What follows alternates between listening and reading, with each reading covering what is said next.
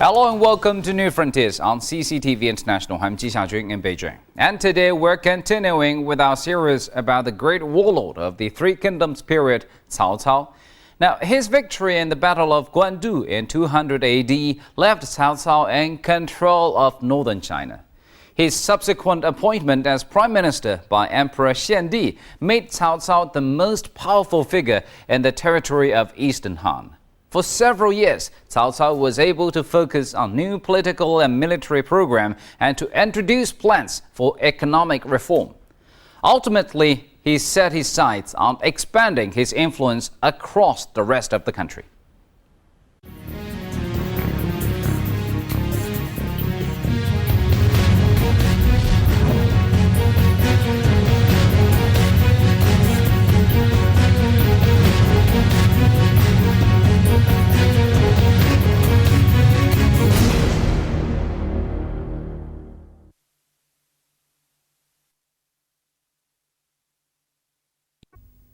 This river crosses Weidu district in Xujiang.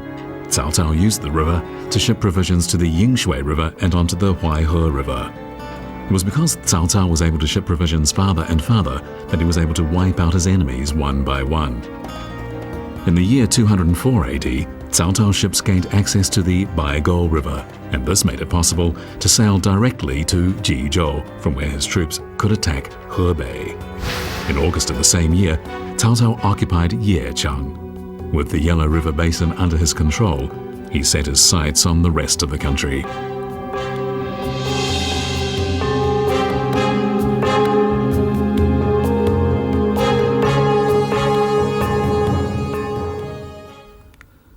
Cao Cao had established his army in the year 189 AD when Dong Zhuo was creating trouble across the country. Now he was in control of the whole of northern China. He had managed to overcome one crisis after another and grow stronger. What strategy and thinking did he use to achieve all this? This earthen terrace is located in Xutian village in northeastern Xujiang. According to history books, it is Cao Cao's deer hunting terrace. In Cao Cao's time, Xutian was surrounded in dense forests with an abundance of deer. Cao Cao and Emperor Xiandi often came to the forest to hunt the animals. In point of fact, however, even when he was hunting deer, Cao Cao was watching out for talent.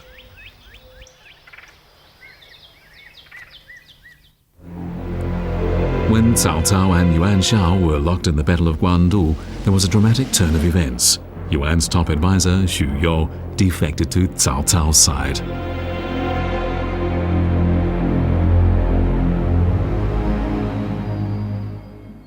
这样子的呢，正在这个关键的时候，他就投奔曹操来了。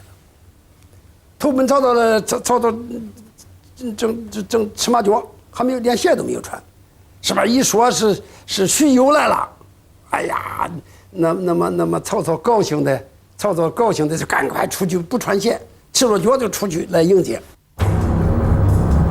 Cao Cao knew that Xu You's defection was of vital importance if he was to gain victory in the battle. It was Xu who suggested that Cao launch a surprise attack on Wuchao, where Yuan Shao stored his army's provisions. With the loss of Wuchao, Yuan Shao lost the entire battle, and his defeat in the battle led eventually to his loss of northern China. All of this came about because he lost Xu You, his top advisor. Many of the men who became Cao Cao's generals had been his enemies. Following victory in a battle, Cao Cao would make best use of his captives. When his general Dian Wei died in action, Cao Cao suffered more on a personal level than when his first son died. 儿子死了，他没有掉泪；侄子死了，他没有掉泪。唯独这个典韦战死了以后，他痛哭了一场，大哭。所以第二次打仗就是走到路上，他突然马上又想起来了，又放声大哭。哎呀，这侍卫啊、随从啊都不知道咋说哭啥。他说：“我想起来典韦了。” Cao Cao's experience in war made him deeply aware that if he wanted to reunify China, he had to have the most talented people. To this end, he knew it was best to be magnanimous in victory and take on board those willing to serve him. Following the Battle of Guandu, Cao Cao seized letters many of his men had written to Yuan Shao, his enemy. 缴获了这些信以后，如果一个一个拆封登记，这些官员怎么处理？杀？是不杀？这是一大批人呐。曹操这样做的极其高明，他知道这些人并不是真心要投奔袁绍，而是在面临生死抉择的时候，这是脚踩两只船，我不让自己在政治上有一脚踩空，所以一方面在曹操那儿，一方面联络袁绍。曹操的办法是一把火把信全烧了，烧了以后让所有的官员都放心。曹操不追究这个事儿，也永远没有知道有多少人、哪些人给袁绍写了信。这样一来，所有的人对曹操都感恩。To mark his many victories in battle, in February of the year 207 AD, the 53-year-old Cao Cao composed his poem, The Sea. The poem reads in part, I come to see the boundless ocean. From stony hill on eastern shore, water rolls in rhythmic motion. Islands stand amidst its roar. Monstrous billows surge up high. Sun by day, moon by night, appear to rise up from the deep. The Milky Way with stars to sleep. How happy I feel at this sight. I sing this poem in sheer delight.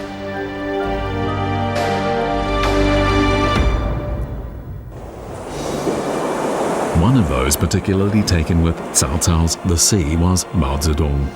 When Mao visited the seaside resort of Beidaihe in 1954, he thought of Cao Cao and composed his poem Beidaihe to the tune of Lang Tao Sha. The poem reads, Nearly 2,000 years ago, wielding his whip, Emperor Wu of Wei rode eastward to Jieshu. His poem survives. Today the autumn wind still sighs, but the world has changed. Cao Cao championed the literature of Jian'an, and it went on to take an important place in the history of Chinese literature. In autumn and winter of the year 208 AD, the year after Cao Cao conquered northern China, he led his army and navy to Chirbi, which is in and around today's Jiayu County, Hubei province, north of the Yangtze River. He was about to fight the joint forces of Sun Quan of the Kingdom of Wu and Liu Bei of the Kingdom of Shu Han.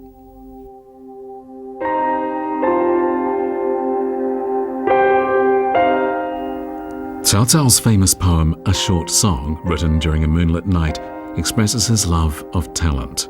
The poem reads, Disciples dressed in blue, my heart worries for you. You are the cause of this song without pause.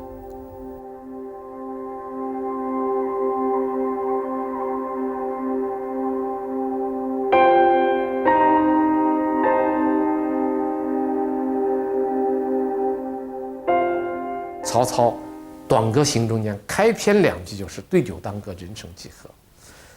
比如朝露，去日苦多。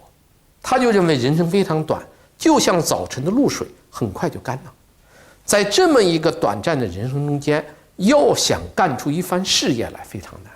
而他要干的事业就是统一中国，而统一中国的道路是何其漫长。一个短暂的生命和一个漫长的统一道路，这个中间的尖锐的反差，让曹操倍感人才之重要。Cao Cao was much more than a great general. He also had a talent for literature. As a charismatic figure, he attracted many talented people to him. However, the foundation of his influence was his military prowess, and he was always aware that the slightest miscalculation on the battlefield could ruin his ambitions. With his military superiority, Cao Cao looked set to make his dream of national unification come true. However, when he launched his attack on Sun Quan and Liu Bei, his warships caught fire, and he almost lost his life.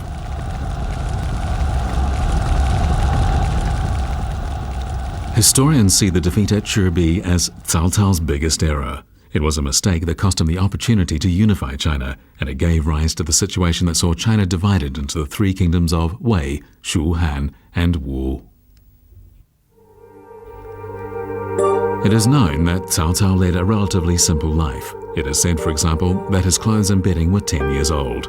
According to History of the Three Kingdoms, Emperor Wu of the Kingdom of Wei didn't look like a ruler at all. Cao Cao died of illness at the age of 66 in 220 AD.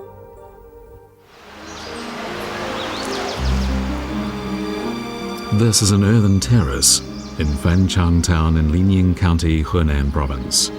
It is Transfer of the Throne Terrace, the place where Emperor Xiandi gave up his throne to Cao Cao's second son Cao Pi in the winter of 220 AD. With that, Cao Pi became Emperor Wen of Wei.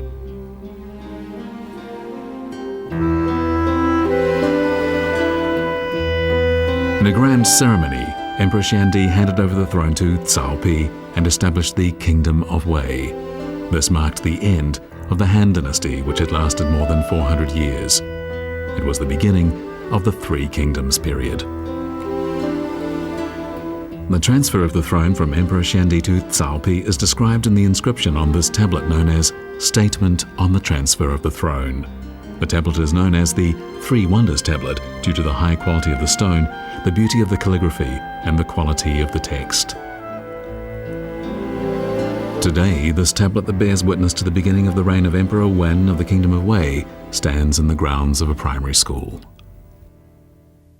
好，同学们，你们都知道这是什么杯吗？三绝杯。三绝杯，那有谁知道三绝杯的三绝又指的是什么呢？石头绝、字绝、文章绝。那这个三绝杯，它到底 The scenery at Transfer of the Throne Terrace, built under orders from Cao Cao more than 1,700 years ago, is just as stunning today as it was then. Cao Cao enjoyed more or less the same scenery.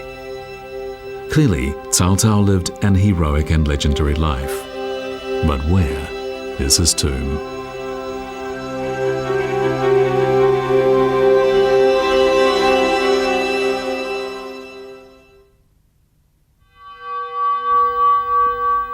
In the last years of the Ming Dynasty, more than 1,300 years after the death of Cao Cao or Emperor Wu,